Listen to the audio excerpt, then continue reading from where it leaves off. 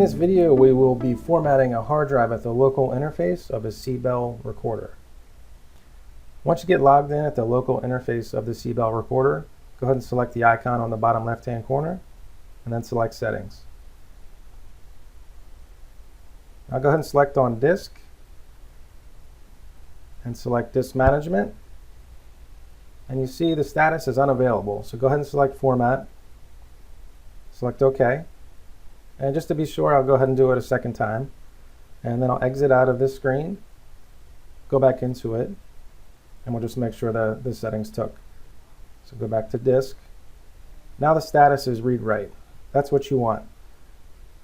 So now we've successfully formatted a drive at the local interface of a Sibell recorder. Thank you for watching.